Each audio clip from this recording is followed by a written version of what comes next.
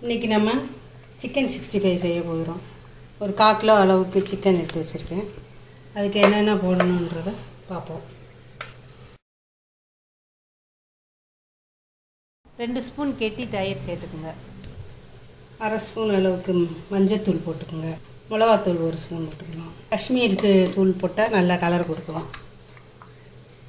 அப்புறம் இஞ்சி பூண்டு பேஸ்ட் 1 ஸ்பூன், கரம் மசாலா ஒரு 1/2 ஸ்பூன், ஒரு முட்டை ஒன்று அடித்து ஊற்றிக்கலாம்.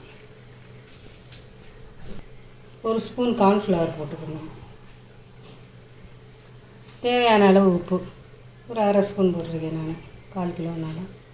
எல்லாத்தையும் அப்படியே மிக்ஸ் பண்ணிக்கணும். நல்லா கலந்து வச்சுருக்க பேஸ்ட்டுக்குள்ளே நம்ம கழுவி வச்சுருக்க சிக்கன் அப்படியே போட்டுடலாம்.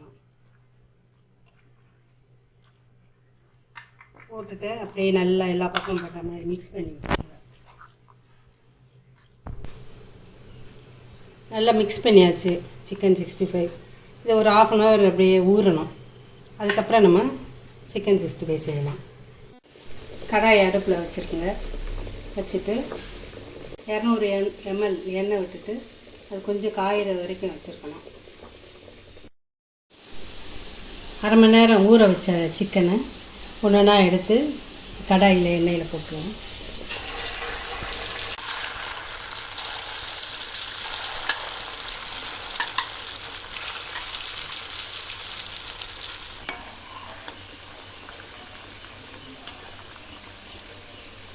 கொஞ்சம் நேரம் வேணும்.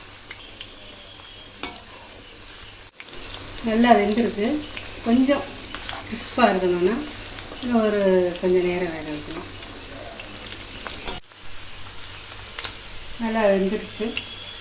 இதை அப்படியே எடுத்துடலாம்.